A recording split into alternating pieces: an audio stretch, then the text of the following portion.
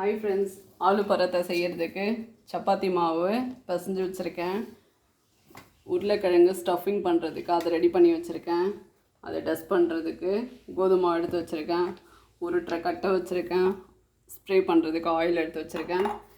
சப்பாத்தி தேய்க்கிற மேட் போட்டிருக்கேன். ஃப்ரெண்ட்ஸ், இது எப்படி ப்ரிப்பேர் பண்ணுறேன்னு பாருங்கள். நிறைய பேருக்கு வரதில்லை. இந்த அளவுக்கு டவ் எடுத்துக்கோங்க. இந்த அளவுக்கு கோதுமை மாவை உருட்டி எடுத்துக்கோங்க. உருட்டி எடுத்துகிட்டு டஸ்ட் பண்ணுறதுக்கு மாவு போட்டுக்கோங்க.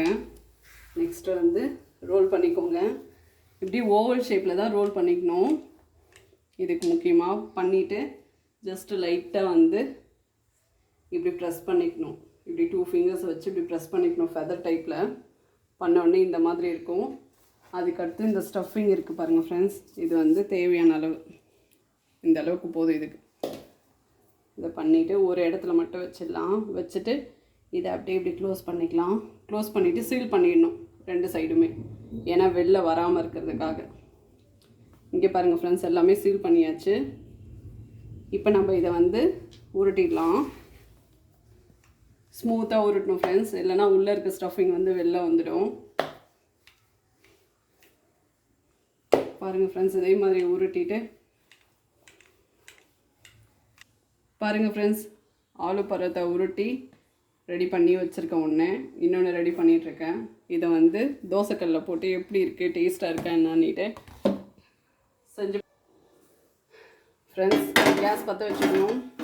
தோசைக்கல்லை வச்சுக்கலாம். தோசைக்கல் லைட்டாக ஹீட் ஆன உடனே தோசைக்கல் லைட்டாக ஹீட் ஆகட்டும் ஃப்ரெண்ட்ஸ். தோசைக்கல் சூடாயிடுச்சு. லைட்டாக ஆயில் ஸ்ப்ரே பண்ணிக்கலாம். பண்ணிவிட்டு செஞ்சு வச்சதை